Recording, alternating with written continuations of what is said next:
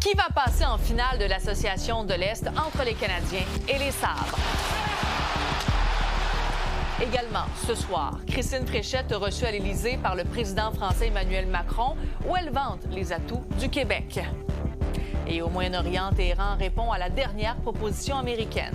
در میز مذاکره فارغ از این تهدیدها متمرکز بر Alors que Donald Trump dit avoir renoncé à attaquer l'Iran demain. Et 22 heures, c'est l'heure de Nouveau Info.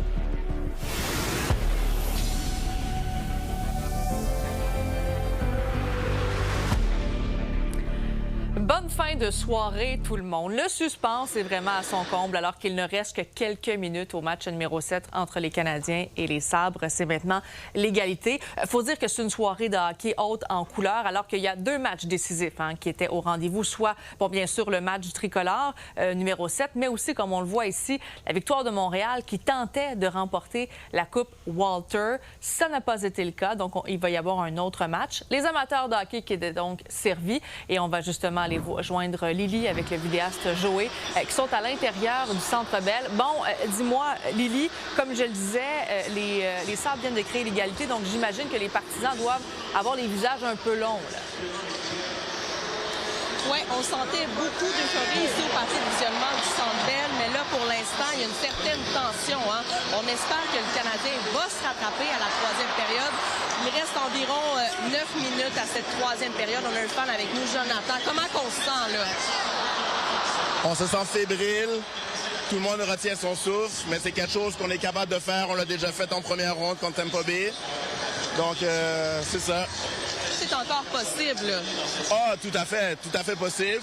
Si on va chercher le prochain but, on se donne des bonnes chances d'aller en finale de l'Est. Ouais, fait qu'on a hâte. Je rappelle que si le Canadien gagne ce soir, il affronte les Hurricanes de la Caroline en troisième ronde. J'ai parlé avec des partisans dans la salle un peu plus tôt. Ils m'ont dit pourquoi c'est important d'être ici ce soir. On les écoute. Même si les Canadiens sont pas là, il faut qu'on les montre qu'on est important pour eux puis qu'eux sont importants pour nous. Tous les fans qu'il y a ici, l'ambiance, c'est incroyable d'être ici. Là. Regarder le match sur grand écran, c'est mieux que dans un bar. Là, c'est pas une question de couleur, c'est pas une question d'âge. On est tous Québécois ce soir puis on est tous des Canadiens de Montréal. C'est juste d'être ensemble. C'est un sentiment d'être une famille pour à peu près 3 heures. C'est ça l'important. Et pour montrer ça à nos jeunes, ils n'ont jamais vécu l'ambiance de série à Montréal aussi flamboyant que ça, c'est incroyable. On flippe pas de char à soir, les gars, OK? On reste respectueux. Ah, exact. C'est du hockey. Tout le monde aime le hockey. Bon, et maintenant, est-ce qu'on sent qu'il pourrait y avoir peut-être des débordements à l'extérieur? La police, à tout le moins, qui est prête. Bien, ça, c'est une information qu'on va découvrir plus tard. Mais ce qu'on sait quand on est sorti à l'extérieur, c'est qu'une petite foule aux abords du Centre Bell qui regarde le match à travers les fenêtres des bars, parce qu'on sait qu'il n'y a pas de partie de visionnement pour l'instant. On entend, il y a quand même des cris ici, il y a de l'excitation, mais on verra à l'extérieur de quoi ça a l'air, parce qu'on sait, avec les séries, historiquement, il y a parfois des débordements. On peut se rappeler à la finale de la Coupe Stanley en 2021. À l'extérieur, il y a beaucoup de policiers, la cavalerie, le groupe d'intervention tactique. Là, pour l'instant, on est à l'intérieur, mais on va voir la situation à l'extérieur un peu plus tard, voir s'il y a plus de partisans qui sont sur place, qui regardent le match avec beaucoup d'attention. Oui, bien sûr. Donc, les policiers qui ont dit qu'ils étaient sur le terrain ce soir pour éviter justement qu'il y ait des débordements. Advenant le cas qu'il y ait une victoire ou une défaite du Canadien de Montréal. Lily, on va te retrouver un petit peu plus tard dans le bulletin. Merci. À plus tard. Bon, et du côté féminin, la Coupe Walter a échappé à la victoire, à tout le moins pour l'instant. Après les 2 premières périodes sans but, Montréal s'est incliné 2-1 face à la Charge à Ottawa. L'issue du match a été scellée à moins d'1 minute de la fin. Les 2 équipes qui vont donc se retrouver pour un 4e match de cette série finale. La victoire qui demeure quand même à un gain d'être sacrée championne.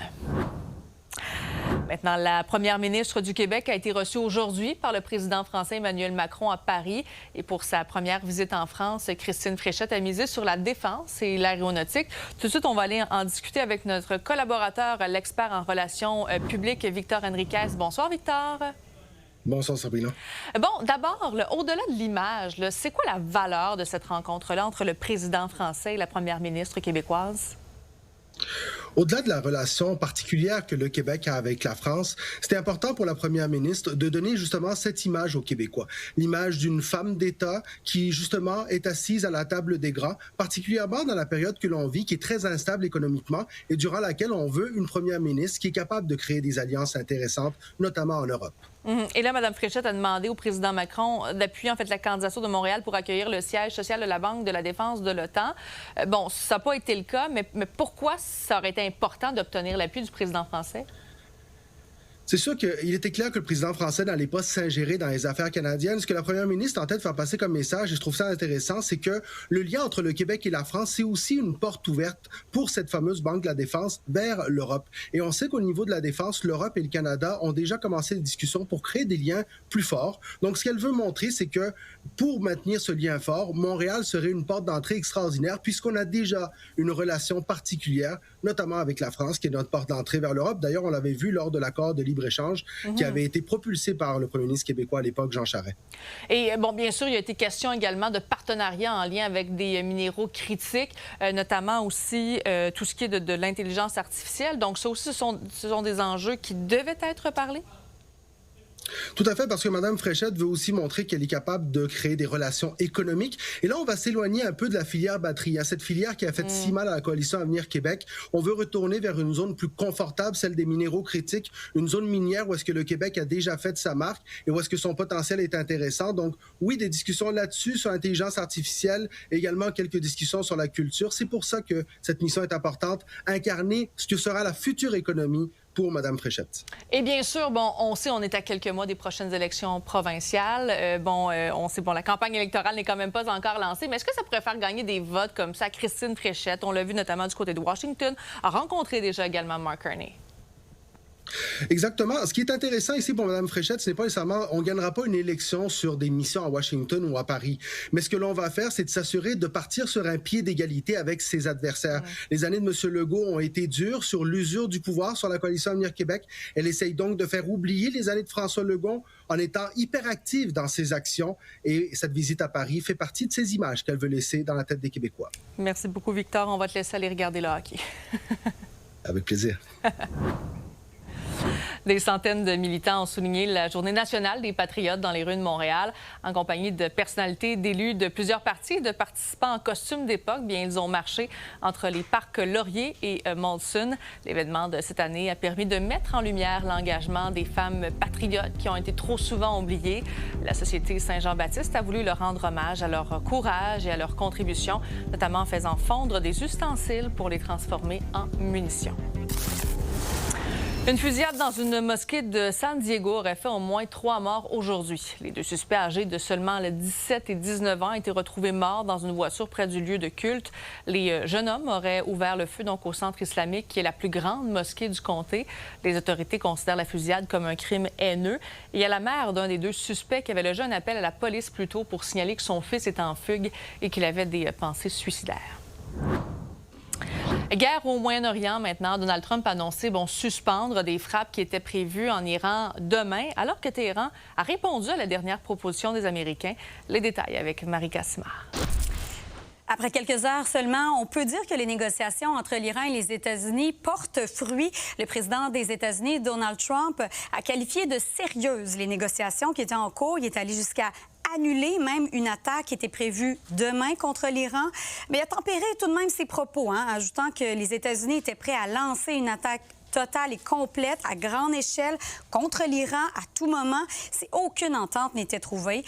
L'Iran a abondé dans le même sens en confirmant que Washington avait en quelque sorte assoupli ses positions, par exemple en acceptant de redonner des fonds iraniens qui étaient gelés dans des banques internationales.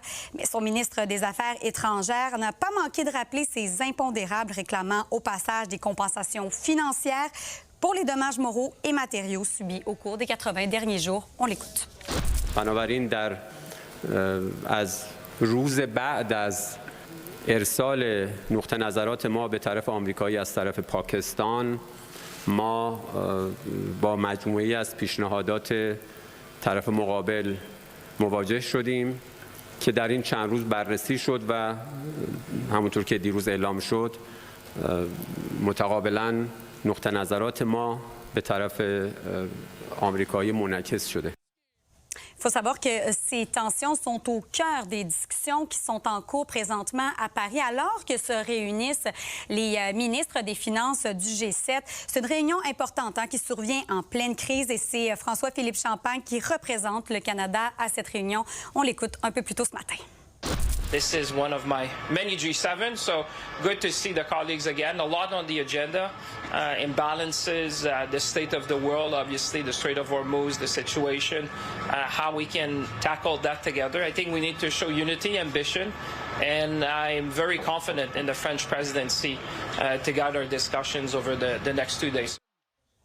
Chez nous, maintenant, on apprenait ce matin que les États-Unis avaient choisi de mettre fin à un comité militaire entre les États-Unis et le Canada, un comité qui existait tout de même depuis la Seconde Guerre mondiale. C'est le sous-secrétaire de la Défense américaine qui en a fait l'annonce aujourd'hui. Selon lui, le Canada n'a pas réalisé suffisamment de progrès dans ses engagements en défense. Et pourtant, le premier ministre du Canada, Mark Carney, a augmenté ses investissements en défense, dépassant même les objectifs fixés par l'ONU.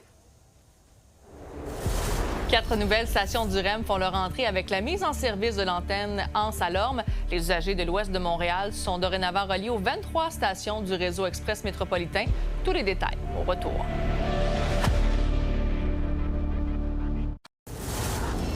La troisième antenne du REM, soit celle de Anse-à-Lorme, est officiellement en service. Du même coup, la station Bois-Franc à Saint-Laurent devient un important point de correspondance du réseau. Et tout ça, bien, les résidents de l'ouest de l'île se réjouissent. Lila Mouche. On est à la station Fairview Pointe-Claire pour l'ouverture officielle de l'antenne Anse-à-Lorme du REM. Chaque jour, ils sont près de 78 000 personnes à prendre le REM. Avec cette nouvelle ligne, on estime que 100 000 personnes prendront le réseau express métropolitain. Et avec l'ouverture future de la ligne vers l'aéroport, on pense que près de 150 000 l'emprunteront. Un grand succès ce week-end, ça a été vraiment fantastique. Il y a des milliers de personnes, des milliers de familles qui sont venues essayer le REM, des nouveaux usagers de l'ouest de Montréal qui sont venus voir, visiter les 4 nouvelles stations. Donc, j'ai vu des beaux sourires, surtout des gens qui n'avaient jamais pris le REM, donc c'est leur première expérience. Aujourd'hui, officiellement, l'antenne Anse-à-Lorme est entrée en service et s'annexe au réseau. Donc, ce matin, premier train parti à 5h30, c'est un départ réussi. Puis on le voit, l'achalandage est vraiment en augmentation. De plus en plus, les gens ont de plus en plus confiance. Ça prend une période d'adaptation, c'est certain. Puis justement, dernièrement, je prends un exemple sur les matchs des Canadiens. Donc, les gens vont beaucoup plus au centre-ville, au Centre Bell ou au centre-ville de Montréal. Souvent, c'est des nouveaux usagers qui n'ont jamais pris le REM. Mais il y a aussi les festivals qui s'en viennent cet été, la F1 le week-end prochain. Donc, les festivals, là, on va être là pour desservir les gens. En ce jour férié et pluvieux, les résidents du quartier sont bien présents et on nous parle d'une journée magasinage. Et oui, parce qu'ici, à Fairview Pointe-Claire, il y a bien un centre commercial. Mais si on continue sur la ligne du REM, on s'arrête à McGill et on trouve le centre Eton, mais encore plus loin, on va jusqu'à Brossard et on retrouve le 10-30. Je suis venue voir, j'ai été au centre d'achat et là, je reviens. C'est bien. Est-ce que c'est la première fois que tu prends le REM? Oui. Oui. Et c'est pour aller où? Au musée. Au musée. Oh, ben c'est génial. Nous restons ici au West Island parce que c'est difficile de rentrer au centre-ville. Mais avec le REM, nous espérons que ça va aller mieux. On a stationné ici, à l'aise. Actuellement, je vais à McGill, puis je vais revenir. Je vais juste faire le tour, puis je vais aller voir comment ça fonctionne. Ça fait des années et je suis vraiment impressionnée. C'est vraiment beau. Je me sens un petit peu comme en Europe. On va se promener, on va aller à Édouard-Montpetit. Et de là, on va marcher sur la montagne, on va aller de l'autre côté. Et pour revenir, on va revenir par McGill. Je répète encore, le REM, c'est une bénédiction. Depuis que je voyais Brossard le prendre, j'étais vraiment jalouse parce qu'eux, ils avaient accès au REM. Et nous, il fallait encore 2 ans. Mais là, c'est arrivé. Donc, ça y est. Oui. Ce qui plaît le plus aux voyageurs que j'ai rencontrés ce matin, c'est le temps de parcours. De Fairview, dans l'ouest de l'île où je me trouve, jusqu'à Brossard, c'est un trajet de 44 minutes. Et jusqu'à la gare centrale de 27 minutes. Plus tard, en 2027, vers l'aéroport, il sera de seulement 30 minutes. À Montréal, Lila Mouche pour Nouveau Info. Le printemps a été vraiment en dents de scie. Ça se poursuit, le mercure qui pourra atteindre demain 35 degrés avec l'humidex dans le sud du Québec. Et pour faire le point, on en discute avec le présentateur de Météo Média, Patrick de Bellefeuille. Bonsoir, Patrick. Bonsoir. Bon, d'abord, une journée aussi chaude, aussitôt, est-ce que c'est exceptionnel quand même? En fait, je vous dirais oui et non. C'est-à-dire que c'est déjà arrivé en avril, c'est arrivé quelques fois en mai. En moyenne, c'est la dernière semaine de mai, des premières semaines de juin. C'est à peu près la moyenne où on atteint les premiers 30 degrés là, sur le sud du Québec. Donc, on serait, bon, techniquement, un petit peu de bonheur, mais de quelques journées, rien de plus. OK, à peine, à peine. Et quels sont les secteurs le plus particulièrement qui vont être touchés? J'ai parlé du sud du Québec, là, mais il y a notamment la vallée de l'Outaouais, notamment, là. Oui, c'est ça. Surtout la vallée de l'Outaouais, ils sont vraiment bien positionnés pour avoir le petit influx d'air du sud là, qui va faire monter rapidement le mercure. On l'a bien vu aujourd'hui, la différence. Eux, ils sont rapidement montés en haut des 20 degrés. Montréal, ça a pris un petit peu plus de temps. Et c'est sûr que plus on est près de la frontière américaine, Fredericksburg, Saint-Anicette, tous ces endroits-là, on a plus de chances de s'approcher du 30. Parce que la prévision, pour l'instant, ne parle pas de 30 degrés, mais on pourrait s'approcher du 30.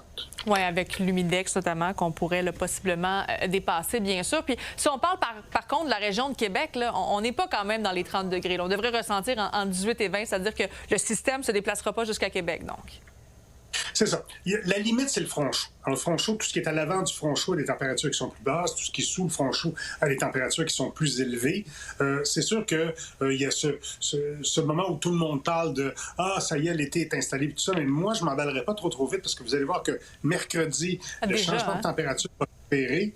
Puis là, on va se retrouver encore avec un 14 jours de température qui vont à peine s'approcher des 20-21 degrés dans le sud du Québec. Donc, c'est pas l'été qui s'est installé, c'est juste un petit soubresaut. C'est comme si le printemps avait eu le hockey. Il nous dit, bon, une belle petite journée demain avec des températures quand même estivales, mais dis-moi, pour les prochains jours, est-ce qu'on va quand même être dans les normales de saison quand on parle de 20-21 degrés pour le mois de mai? En fait, près ou légèrement dessous. C'est-à-dire qu'on va surtout remarquer la cassure importante jeudi. C'est-à-dire que mardi, très chaud. Mercredi, c'est la bascule. Là, jeudi, on va avoir de la difficulté dans le sud du Québec d'atteindre les 14-15 degrés. Ça, évidemment, c'est largement sous la moyenne.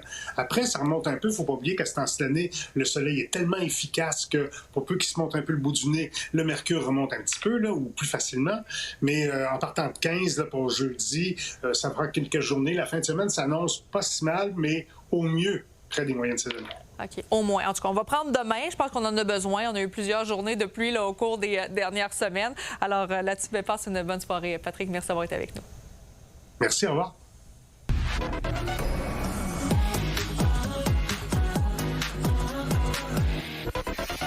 Bonsoir, Raphaël. Bonsoir, Sabrina. Alors, le film Michael qui est de retour en tête là, du box-office. Ça faisait 2 semaines qu'il était détrôné par Le Diable s'habille en Prada. La suite est là de retour à cette première place avec des recettes de plus de 700 millions de dollars au box-office. Il en manque encore un peu là, quand même pour détrôner le biopic musical qui a rapporté le plus d'argent. C'est Bohemian Rhapsody, le film sur Queen qui avait rapporté plus de 910 millions de dollars. Il manque quelques millions. Si jamais t'es ça, Sabrina, je te dis comme ça, non, en passant. Ça serait pas possible.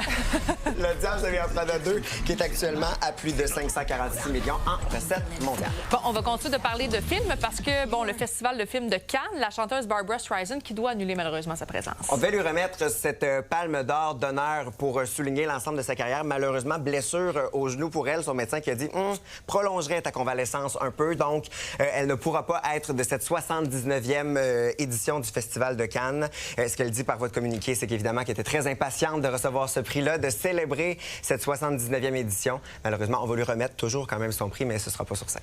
Bon, on va parler de la très populaire chanteuse Shakira qui est acquittée dans une affaire de fraude. On va l'écouter un extrait d'un de ses grands hits.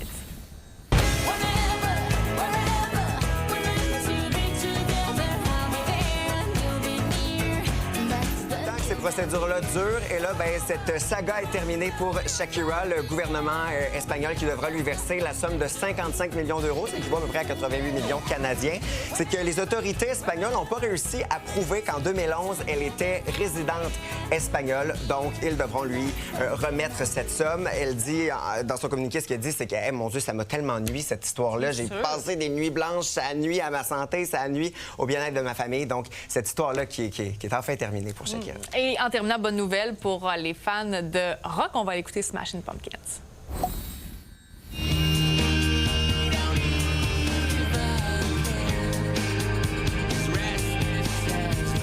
Nouvelle nouvelle tournée de Rats in a Cage pour le groupe de Smashing Pumpkins qui seront là au Centre Bell le 9 octobre. La mise en vente qui va se faire jeudi. Et toujours une bonne nouvelle pour les fans de rock, c'est The Offspring qui vont être de passage à Montréal au MTLUS le 5 août. Les billets qui vont être en vente vendredi, ça s'ajoute à cette liste de concerts qui est prévue dans cette même semaine au mois d'août. Entre autres des spectacles au Festival de Lévis, International de Montgolfière, de Saint-Jean-sur-Richelieu. Et donc, ben là, ce sera à Montréal, Centre Bell. Pas Centre Bell, ça c'est de Smashing Pumpkins, mais MTLUS. Eux autres vont être là. MTLUS, ça va être beaucoup plus intime, ça va être le fun.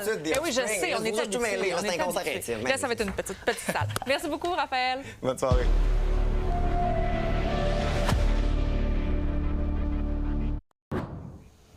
Bon, la fébrilité est à son comble au Centre Bell où les partisans des Canadiens sont toujours rassemblés parce que, bon, Lily, tu es rendue à l'extérieur.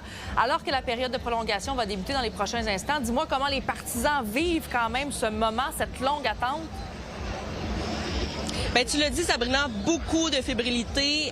Écoute, je me trouve devant le Centre Bell. Il y a des bars ici. Il y a des gens qui se sont attroupés devant les bars pour regarder le match à travers la fenêtre. Imagine-toi donc. Donc, il y a beaucoup de gens qui sont sur place. Il y a quand même une présence policière assez marquée. Moi, j'ai des gens qui sont ici avec moi, une famille. Je peux vous demander comment vous trouvez ça? Est-ce que vous êtes excités? Oui, vraiment, on a hâte pour notre équipe. Là.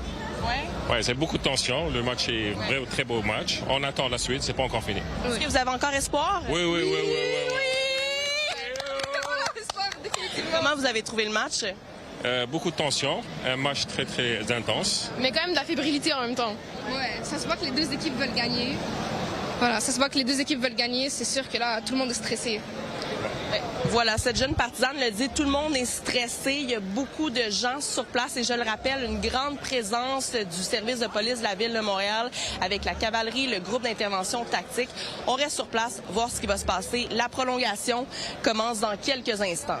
Bien sûr, merci beaucoup Lily et Joé qui êtes sur le terrain. Donc ça passe ou ça casse définitivement ce soir et on est à quelques minutes à savoir qui des Canadiens ou des Sabres de Buffalo vont passer en finale de l'Association de l'Est. Et je le répète, c'est le Canadien. Eh bien, ce sera une première depuis 2021. Alors, décidément, bien, vous êtes bien chanceux de vivre ça quand même sur le terrain, Joé et Lily. Et on vous souhaite bonne chance pour le reste. Et tenez-nous au courant également s'il y a quoi que ce soit qui se passe sur le terrain.